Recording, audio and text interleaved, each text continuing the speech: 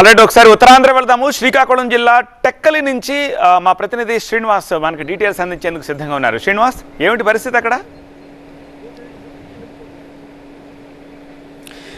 అంతా కూడా ప్రశాంత వాతావరణంలో చదురుమదురు ఘటనలు మినహా ప్రశాంత వాతావరణంలోనే యొక్క పోలింగ్ అనేటువంటిది కొనసాగుతుంది.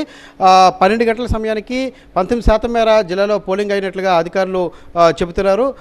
మొత్తంగా కూడా అటు ప్రత్యేక నిఘా నడుమ కూడా జరుగుతుంది. అయితే 1-2 దగ్గరలో చదురుమదురు ఘటనలు జరిగాయి. ఇక్కడ ఆమదలవలస నియోజకవర్గం పొందూరు మండలంలో గోకర్ణపల్లి వద్ద కొంత స్వల్ప ఉద్రిక్తత కొద్దిసేపటి క్రిందట చోటు చేసుకుంది. ఇరు వర్గాల మధ్య కొట్లాట జరగడం, దాంట్లో 3 గాయపడినటువంటి పరిస్థితి అయితే నెలకొని ఉంది. అయితే వెంటనే పోలీస్ బలగాలు అక్కడికి వెళ్ళి పరిస్థితిని సద్దుమణిగించాయి. మిగతా దగ్గర చూసుకుంటే ఉదయం కొంత 1-2 చోట్ల ఈవీఎంలు మొరాయించినటువంటి పరిస్థితి నెలకొని ఉంది.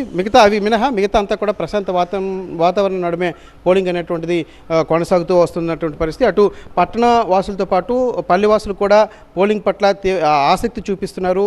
ఉదయం నుంచి కూడా బారులు తీరి ఓటింగ్ వేస్తున్నటువంటి పరిస్థితి అయితే జిల్లాలో నెలకొని ఉంది. దీనికి సంబంధించి అధికార యంత్రాంగం కూడా మంచి ఏర్పాట్లు కూడా చేశాయని సాటిస్ఫాక్షన్ కూడా అటు రాజకీయ పక్షాలు కూడా వ్యక్తం చేస్తున్నటువంటి పరిస్థితి అయితే నెలకొని ఉంది. అయితే కొంతసేపటి వరకు కూడా కొంత బారులు తీరిన పరిస్థితి కనిపించినప్పటికీ కాస్త ఎండ తీవ్రత పెరగటం, మధ్యాహ్నం భోజనం సమయం కావడంతో కొంత పోలింగ్ బూత్ల దగ్గర కొంతవరకు కొంత పల్చగా జనాలు ఉన్నటువంటి పరిస్థితి అయితే ఉంది.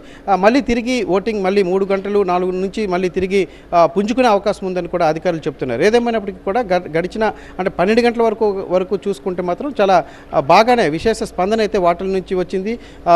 చక్కగా అన్ని వర్గాల వారు, అటు యువత, వృద్ధులు, తర్వాత మహిళలు పెద్ద ఎత్తున ఓటింగ్లో పాల్గొని తమ ఓటు హక్కును వినియోగించుకున్నటువంటి పరిస్థితి కనిపిస్తుంది. అయితే నేను ఇప్పుడు ప్రస్తుతం టెక్కలి నియోజకవర్గం కోటబొమ్మలలోని భగీరథపురం గ్రామంలో ఉన్నాం. ఇక్కడ మాత్రం ఒక విచిత్ర పరిస్థితి ఉంది. ఇక్కడ గ్రామస్తులు ఎవరు కూడా 120 ఓట్లు ఉన్నాయి. ఇక్కడ గ్రామస్తులు ఎవరు కూడా ఓటింగ్కి పార్టిసిపేట్ చేయనటువంటి పరిస్థితి ఉంది. ఇక్కడ కొంత కొన్ని బెదిరింపుల నేపథ్యంలోనే గ్రామస్తులు ఓటు వేయలేదని చెప్పి కూడా వినిపిస్తుంది. మరి ఆ పరిస్థితి తెలుసుకునేందుకే ఇక్కడ ఎమ్మెల్సీ అంటే వైసీపీ అభ్యర్థి దువ్వాడ శ్రీనివాస్ కూడా రావటం జరిగింది. గ్రామంలో పరిస్థితిని తెలుసుకొని గ్రామస్తులతో ఆయన చర్చలు కూడా జరుపుతున్నారు.